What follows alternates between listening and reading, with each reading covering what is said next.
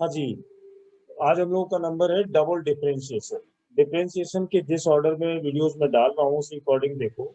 जैसे हम लोग ये पढ़े थे अभी तक कि अगर y is the function of x है, ठीक, तो इसको अगर मैं एक बार डिफरेंशिएट करूं तो dy ओवर dx, यहाँ पर लिखा जाएगा d ओवर dx और मैंने यहाँ पे x का किया। अब ये जो dy ओवर dx है, क्या इसको लिखने का कोई शॉर्ट फॉर्म है? पहले तो ये कि मैं अगर यहाँ पे लिखता, ये ऐसे भी लिख दोगे f डैश, अगर सिंगल डैश कहीं फंक्शन में लिखा हुआ है तो इसको बोला जाता है डेरिवेटिव। इसको ऐसे भी समझ सकते हो कि जो मैंने अभी लिखा था dy ओवर dx, ये भी डेरिवेटिव ही पढ़ा जाएगा। अगर कहीं क्वेश्चन में एक सिंगल डैश लगा हो तो समझ जाना एक बार डिफरेंशिएट करना है, और अगर कहीं दो बार डैश लगा हुआ इसका मतलब ये हुआ कि d ओवर dx किया गया है, बट किसका? dy ओवर dx का। कोई नई रॉकेट साइंस नहीं है। dy dx का फिर एक बार अगर डिफरेंशिएट करें तो उसको बोलते हैं डबल डिफरेंशिएशन या सेकंड डेरिवेटिव। तो इसको रिप्रेजेंट कैसे करेंगे, एक बार फिर करने जा रहे हो, यहाँ d2 लिखा जाएगा, यहाँ y, और ये होगा dx2। ये लिखने का एक मेथड है डबल, और अगर डेरिवेटिव यानी f डबल डैश। तो हम लोग एक बार करते हैं तो बोलते हैं फर्स्ट डेरिवेटिव आया, अगर दो बार डिफरेंशिएट करते हैं तो बोलते हैं सेकंड डेरिवेटिव आया, अगर एक बार और कर देते तो थर्ड डेरिवेटिव आ जाता है। अब इसका मतलब क्या है कि जैसे मान लो अपने पास कोई ये क्वेश्चन दिया है कि y is equal to x और sin x, ठीक, इतना लिखा हुआ है। मैंने पूछा कि फाइंड फर्स्ट डेरिवेटिव, यानी बस इतना पूछ लिया, f dash pi by to का वैल्यू बताइए, बस इतना लिखा हुआ है। तो ये डैश को देखते ही समझ गए कि जो फंक्शन दिया गया है वो x का है, उसको x के रिस्पेक्ट में एक बार डिफरेंशिएट करो तो f डैश का वैल्यू मिलेगा। मैंने यहाँ पर x लिख दिया। तो इसको जब डिफरेंशिएट करने का नंबर आया तो मैंने देखा x एक अलग फंक्शन है, ये sin x एक अलग फंक्शन है, तो यहाँ पे प्रोडक्ट रूल भी लगाना होगा। तो पहले को छोड़ दिया और दूसरे को डिफरेंशिएट किया तो आया cos x। अगले स्टेप में क्या किया, sin x को छोड़ दिया, x का किया तो 1 आ गया। तो एक बार सॉल्व करने के बाद ये आता है x cos x plus sin x। पर मुझे वैल्यू तो बतानी थी f dash pi by to की, यानी जो इंडिपेंडेंट वेरिएबल है वहां पर x की वैल्यू मुझे पाई बाई टू रखनी है, और पाई बाई टू का मतलब क्या है, 90 रखना है। तो यहाँ पर जहां भी x दिखाई दे वहां पे पाई बाई टू रखते जाओ। तो ये हो गया cos पाई बाई टू, और यहाँ पर हो गया sin पाई बाई टू, ठीक। cos पाई बाई टू यानी cos 90 जिसका वैल्यू 0 होता है, तो यहाँ 0 डाल दिया। sin pi by to sin 90 का वैल्यू 1 होता है, तो इसका आंसर आ गया 1। यानी f एक बार डैश फर्स्ट डेरिवेटिव का जो वैल्यू आया वो वैल्यू आई 1। तो ये हमने अभी क्या करा हुआ है, फर्स्ट डेरिवेटिव निकाला है at a independent variable of pi by two. मान लो कि इसी वाले प्रॉब्लम में अगर एक छोटी सी चीज ऐड कर दी जाती और बोला जाता है कि नहीं इसका ना सेकंड डेरिवेटिव बताइए। फर्स्ट तो हम लोगों ने कर लिया, अब मुझे सेकंड बताओ। तो क्या कैसे रिप्रेजेंट करते हैं, मान लो मैं आपसे पूछता एफ डबल डैश और पाई बाई टू का वैल्यू बताइए। तो दो डैश यहाँ दिखाई दे रहे हैं, तो तुरंत समझ जाओ कि मुझे इसको ना दो बार डिफरेंशिएट करना है। तो दो बार करने का मतलब क्या है, कैसे लिखेंगे, डी टू। ये जो पावर डी पर टू आ रही है ये सिर्फ ये रिप्रेजेंट कर रही है कि आप उसको सेकेंड टाइम डिफरेंशिएट करने जा रहे हो। किसके रिस्पेक्ट में करने जा रहे हो, एक्स के। यहाँ पे जो टू लिखा है एक्स के ऊपर, ये बता रहा है कि आप एक्स के रिस्पेक्ट में दो बार कर रहे हो। तो पहली बार जब मैंने डिफरेंशिएट किया तो मेरे पास ये वैल्यू कितनी आई, जो एक बार कर चुके वो वैल्यू उठा के यहाँ पे रख लो। एक बार करने के बाद आई थी cos x plus sin x। अब जब मैं दोबारा इसको फिर से डिफरेंशिएट करना स्टार्ट करूंगा, यानी d ओवर dx, तो ये फिर से मुझे प्रोडक्ट रूल लगाना पड़ेगा इन दोनों के बीच में। तो x को छोड़ दिया, cos का किया तो कितना आया, sin x। अगली बार अब मैं क्या करूंगा, इस cos x को छोड़ दूंगा और डिफरेंशिएट करूंगा x का, तो ये वैल्यू आएगी 1। फिर देखो प्लस में अभी sin x बचा हुआ है, तो sin x का डिफरेंशिएशन होगा cos x। मान लो मैं, अब मुझे वैल्यू निकालनी है second derivative at pi by two. तो क्या करना है, जो इंडिपेंडेंट वेरिएबल है x उसका वैल्यू आ गया पाई बाई टू, यहाँ पे जहां x दिखाई दे वहां लिखूंगा पाई बाई टू, ये माइनस साइन मैंने इधर लिख दिया, साइन, और ये रहा पाई by to. Plus cos x मिला तो एक्स की जगह लिखा π/2। फिर मुझे एक बार यहाँ फिर कॉस एक्स मिला तो यहाँ पे लिखा अगेन π/2। अब मैं देख रहा हूँ कि साइन π/2 का वैल्यू 1 होता है, तो यहाँ से मुझे मिला π/2, cos π/2 0, cos π/2 0, तो इसका आंसर आ गया π/2, यानी फिक्स वैल्यू भी आई। तो सेकंड डेरिवेटिव का मतलब कुछ और नहीं है, ये क्वेश्चन तो मैंने ऐसे ही ले लिया। कोई भी एक्सप्रेशन अगर हम लोगों को दिया जाता है और मुझे उसमें किसी भी तरीके से दो बार डिफरेंशिएट करना पड़ता है, तो उसमें कोई रॉकेट साइंस नहीं है। जैसे एक एग्जांपल मैं और ले रहा हूँ, मैंने यहाँ लिखा एक्स स्क्वायर प्लस 2x और प्लस का 3, और आपसे पूछा कि इसका ना d2y/dx2 बताइए।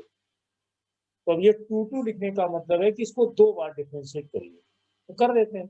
जब एक बार करेंगे तो dy/dx आएगा, इसको लिखा कैसे जाएगा, सिंगल डैश, और एक बार जब इसको डिफरेंशिएट करोगे एक्स स्क्वायर का, पहले तो एक बार रिप्रेजेंट कर देता हूँ d/dx, और ब्रैकेट के अंदर हमें लिखना होगा एक्स स्क्वायर प्लस का 2x और प्लस का 3।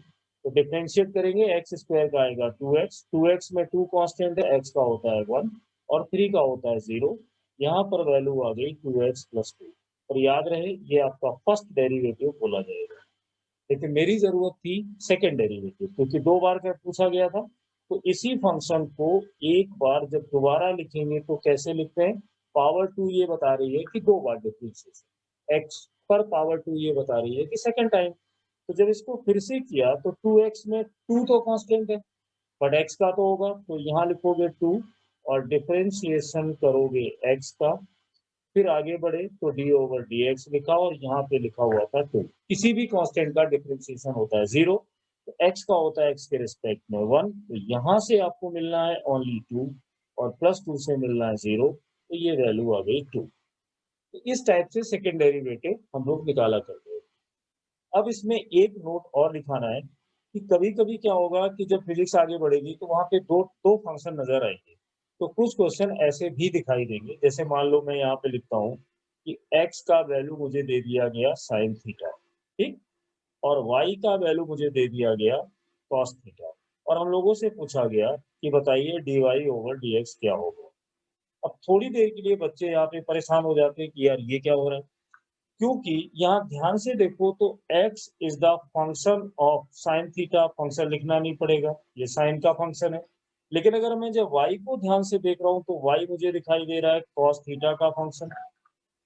दो फंक्शन दोनों अलग अलग, लेकिन जो फाइनल आंसर पूछा गया उसमें थीटा कहीं नहीं है, dy/dx है, तो हम क्या करें। तो ऐसी सिचुएशन में कैसे सॉल्व करोगे, सबसे पहले अपने पहले फंक्शन को लो और उसका इंडिपेंडेंट वेरिएबल उसमें ढूंढो।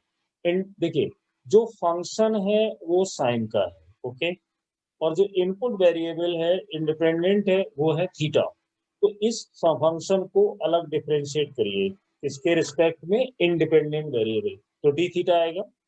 तो यहाँ पे लिखोगे d/d थीटा, और ये होगा साइन थीटा। साइन थीटा का डिफरेंशिएशन करेंगे तो आएगा cos थीटा, यहाँ से बड़े आराम से वैल्यू आ गई dx/d थीटा। इसको मान लो इक्वेशन नंबर 1। इसी टाइप से जो दूसरा फंक्शन दिया हुआ है वो है y इक्वल cos थीटा।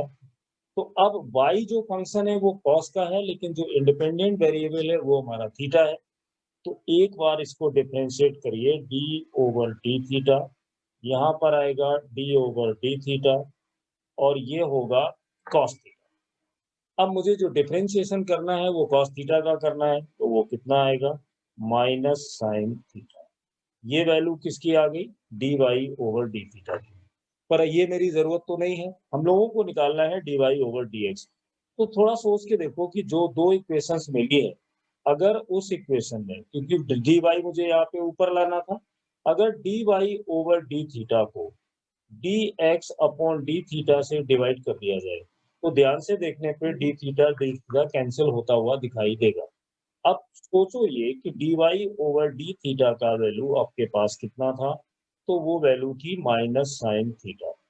अब ये देखना है कि dx/d थीटा का वैल्यू कितना था, वो है cos थीटा, तो यहाँ पर लिखिए cos थीटा। d थीटा यहाँ पे कैंसिल हो गए, तो dy/dx का वैल्यू मिल गया माइनस का टेन थीटा। सॉल्व हो गया। कहने का मतलब है कि कभी भी 3 फंक्शन दिखाई दे, 3 वेरिएबल दिखाई दे, जैसे x का फंक्शन थीटा, y का फंक्शन थीटा और रिलेशन पूछा x और y में, तो दोनों को अलग-अलग करो, उनको आपस में डिवाइड करो और अपना आंसर आ जाएगा। जैसे मान लो इसमें जब शीट करोगे, तो शीट में कहीं पर ऐसा क्वेश्चन भी दिखाई देगा। जैसे मान लो मैं यहाँ पे लिख देता हूँ कि x का वैल्यू 3t² है और जो y का वैल्यू है वो हमारा 2t है। अब देखिए यहाँ पर 3 चीजें दिखाई दे रही है, x, t टाइम, y और t टाइम। लेकिन इसमें क्वेश्चन ये पूछा जा रहा है कि बताइए dy/dx क्या होगा। फिर वही चीज, यानी ये अलग इक्वेशन है, ये अलग इक्वेशन है, पर इन दोनों के रिलेशन से मुझे dy/dx निकालना है। तो क्या करेंगे, जैसा मैंने अभी बताया, स्पीड में जाओ, पहले इस फंक्शन को इंडिपेंडेंट वेरिएबल के अकॉर्डिंग जो कि टाइम है डिफरेंशिएट कर दो, तो अच्छी तरह पता है 60 आएगा। और जब इस इक्वेशन को यहाँ पे करोगे तो dy/dt का वैल्यू आपका ओनली 2 आएगा, क्योंकि t का t के रिस्पेक्ट में 1 है। अब फिर से देखो, अगर ये इक्वेशन 2 है, ये इक्वेशन 1 है, मुझे ऊपर dy चाहिए, तो मैं 2 से 1 को डिवाइड कर दूंगा। तो यहाँ पर फिर से लिखूंगा dy/dt, डिवाइड करूंगा तो dx/dt, जो d थीटा था उसी टाइप से dt कैंसिल हो गए। dy/dt का वैल्यू 2 है, dx/dt का वैल्यू 60 है, ये देखिए काट दिया तो ये आ गया 1/3t। और ये जब कैंसिल हो गए तो वैल्यू आपके पास बचेगी dy/dx और ये होगा 1/3। कुछ तो ये है। अब इसमें एक नंबर ये आता है कि इतने हमने डिफरेंशिएशन में इतनी सारी मेहनत करी, तो मैं फिजिक्स में डिफरेंशिएशन पढ़ता क्यों? तो अब अपनी असली चीज पर आ जाओ। वो असली चीज क्या है? हम लोगों को ये देखना है कि एप्लीकेशन क्या है फिजिक्स में, क्या जरूरत है इसकी एप्लीकेशन की। तो वो देखो, मैं इनडायरेक्ट वे में ऐसे समझाता हूँ। जैसे मान लो अपने पास कोई एक फंक्शन दिया हुआ है पोजीशन का, S is the function of time, और ये वैल्यू यहाँ पर लिखी हुई है t³ -6t² और प्लस का 9t। ऐसा कोई फंक्शन दिया है और ये कहा जा रहा है कि ये किसी पार्टिकल का पोजीशन, मैं इसको फिजिक्स में ला रहा हूँ, ये देखो ऐसे। अब यहाँ पे दो चीजें होती हैं। जैसे मान लो किसी क्वेश्चन में ये पूछा जाए कि बताइए ये पार्टिकल कितना चलेगा t1 = 0 से और t = 2 सेकंड के बीच में, या इसको ऐसे पूछा जाए कि t1 = 1 सेकंड से लेके 4 सेकंड के बीच में कितना डिस्टेंस होगा, कितना डिस्प्लेसमेंट होगा, क्या वेलोसिटी होगी, क्या एक्सेलरेशन होगा। तो अब ये जो, अगर मैं दोनों के टाइम इंटरवल को निकालूंगा 4 - 1, तो वो आएगा 3 सेकेंड। फिर अगर मैं इसमें, अभी पूरी बात समझना, अगर मैं डेल्टा टी निकालूं नीचे वाले केस में, तो तुम लोग लिखोगे t2 - t1, यहाँ लिखोगे 4, यहाँ लिखोगे 1, और ये डेल्टा टी का जो वैल्यू है वो 3 सेकेंड आ गया। तो ये जो 3 सेकेंड आ रहा है, इसको हम लोग बोलेंगे डिफरेंस। ये डिफरेंशिएशन की कैटेगरी में नहीं आता। जब डिफरेंशिएशन स्टार्ट किया था तो मैंने ये बोला था कि अगर दो वैल्यूज का डिफरेंस 1 से ज्यादा है तो हम उसको फाइनाइट डिफरेंस बोलते हैं, डिफरेंस की कैटेगरी में लाते हैं। लेकिन अगर मान लो इसी क्वेश्चन में तुमसे सडनली पूछ लिया जाए कि फाइंड स्पीड, या वेलोसिटी पूछी जाए, find speed at t = 1 second, इसका मतलब जानते हो? मैंने कोई टाइम का गैपिंग नहीं दिया, सडनली बोला कि मुझे 1 सेकंड पे ही बताइए, तो ये एक इंस्टेंटेनियस वैल्यू बोली जाती है। आगे जब काइनेमेटिक्स स्टार्ट करूंगा तो इसको अच्छे से समझाऊंगा।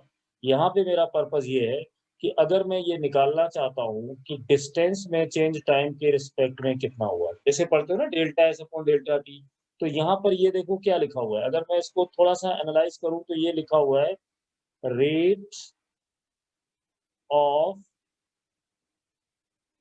चेंज ऑफ, किसका चेंज? डिस्प्लेसमेंट का। Displacement with respect to time. क्या है ये? तो rate of change of displacement with respect to time, इसी को तो वेलोसिटी बोलते हैं। पर यहाँ पर एक चीज और है, अगर मैं इसको ऐसे लिख देता डेल्टा एस और डेल्टा टी, तो डेल्टा टी में जो चेंज है वो फाइनाइट है, पोजीशन में जो चेंज है वो फाइनाइट है, और दोनों का जो रेशियो है वो सिर्फ स्पीड आएगा। एवरेज की बात करेगा, अगर टोटल की बात करें, वो काइनेमेटिक्स में पढ़ोगे, मैं डिटेल में नहीं जा रहा हूँ।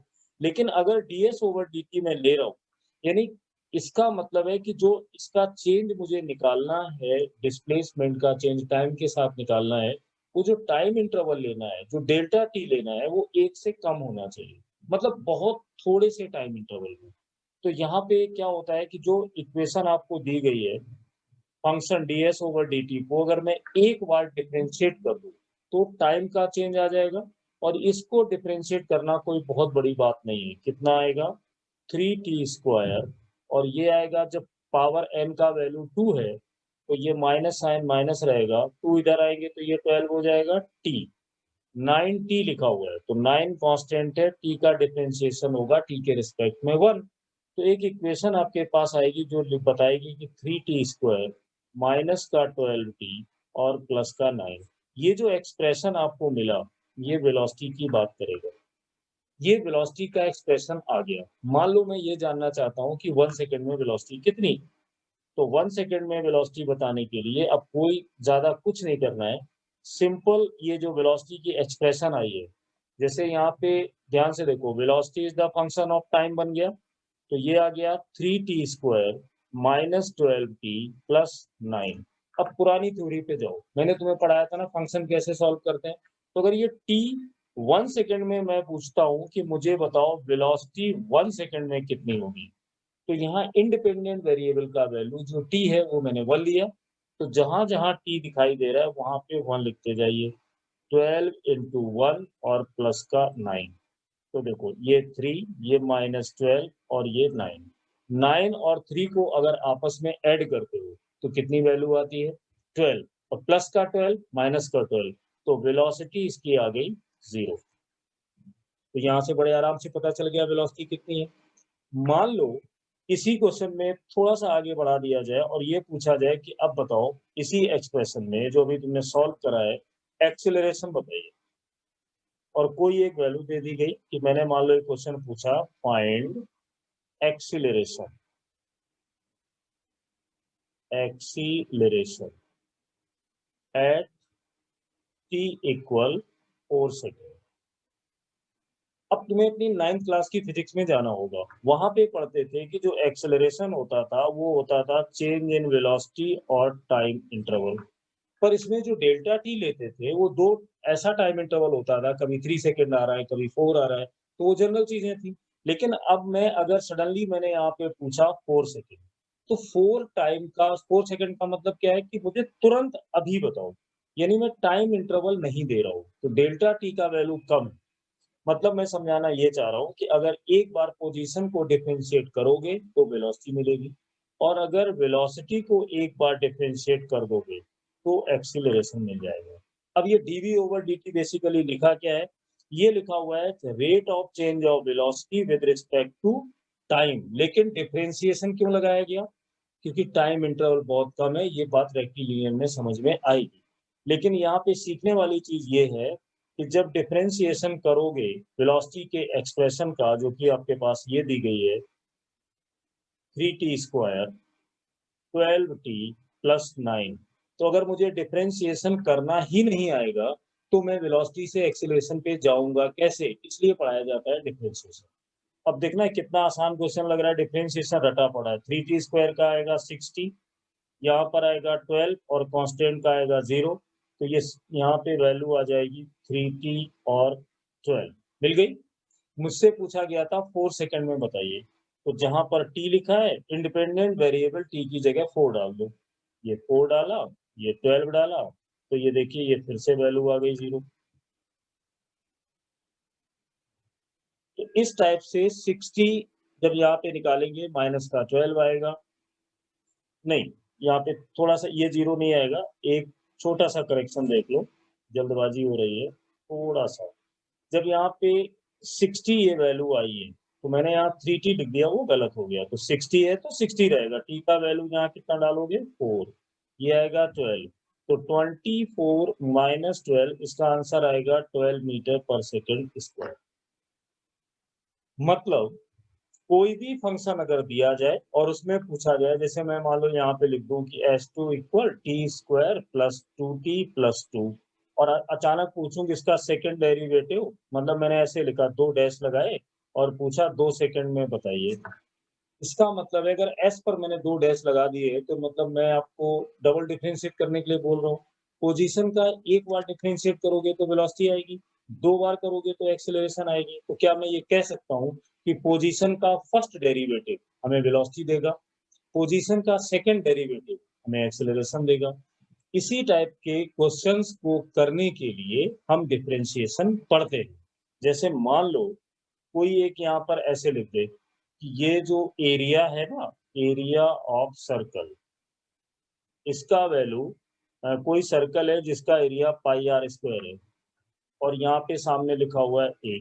अब इसमें पूछा जाए कि ये बताओ एरिया में चेंज कैसे होगा रेडियस के रिस्पेक्ट में, बहुत थोड़ा थोड़ा, तो बढ़िया एक्यूरेसी के लिए डीए ओवर डी आर कर दो। अब डीए ओवर डी आर करने का मतलब क्या है कि यहाँ पर जो एरिया है वो फंक्शन ऐसे दिया था पाई आर स्क्वायर, तो आर के रिस्पेक्ट में मैंने यहाँ डी आर क्यों लिखा, क्योंकि एरिया फंक्शन है रेडियस का, तो मुझे आर लिखना ही था। किसका डिफरेंशिएशन करना है, पाई आर स्क्वायर का। पाई तो कांस्टेंट रहेगा तो इसको लिखोगे डी ओवर डी। इससे ज्यादा बड़े बड़े एक्सप्रेशन फिजिक्स में नहीं आएंगे। जैसे आर स्क्वायर का डिफरेंशिएशन आर के रिस्पेक्ट में करना है, पावर पहले आएगी, 2 से -1 करोगे तो देख लो इसका आंसर कितना आता है, 2 पाई आर आ रहा है। तो जो एरिया का चेंज होता है रेडियस के रिस्पेक्ट में वो आ गया 2 पाई आर। ऐसे कोई भी एक्सप्रेशन दे दिया जाएगा कहीं भी और उसमें पूछेंगे चेंजेस बताओ, तो क्या करेंगे हम लोग, उसको डिफरेंशिएट कर देंगे। तो इस वजह से हम लोग डिफरेंशिएशन को पढ़ते हैं। तो अभी हमने जो सीखा है वो डिफरेंशिएशन के सारे वेरिएशंस कर लिए। डबल डिफरेंशिएशन क्या है और एक बार याद दिला दें, फर्स्ट डेरिवेटिव मतलब दिए गए फंक्शन का एक बार डिफरेंशिएशन, सेकंड डेरिवेटिव यानी 2 बार डिफरेंशिएशन, और जब काइनेमेटिक्स वगैरह आएगी तो वहाँ पे ये बहुत डिटेल में पढ़ाया जाएगा। यहाँ तो थोड़ा एग्जांपल ऐसे ही ले लिया। इंस्टेंटेनियस वेलोसिटी क्या है, एवरेज इंस्टेंटेनियस में कैसे बदलता है, बहुत सारी चीजें आएंगी। तो एवरेज वैल्यू को जब हम इंस्टेंटेनियस में बदलेंगे तो वहाँ पे जो डिफरेंस होगा डेल्टा एक्स का या डेल्टा टी का बहुत थोड़ा होगा, और बहुत थोड़ा डिफरेंशिएशन समझाया जा सकता है। थोड़े से डिफरेंस को ही हम लोग बोलते हैं डिफरेंशिएशन। और कैसे डिफरेंस करेंगे, डिफरेंशिएशन निकालेंगे, वो सारी चीजें मैंने तुम्हें बता दी। तो यहाँ पर आके हम लोगों का डिफरेंशिएशन खत्म हो गया। और अगला पार्ट जो मैं इसका अब करूंगा, यानी जो मंडे को मिलेगा, वो होगा मैक्सिमा एंड मिनिमा। ये काफी इंपॉर्टेंट होगा, पूरी फिजिक्स में यूज होगा, बेसिक मैथ का ही पार्ट है। मैक्सिमा मिनिमा के बाद मैं करूंगा इंटीग्रेशन पूरे डिटेल में, फिर हमारा पहला चैप्टर शुरू होगा वेक्टर। Okay, thank you.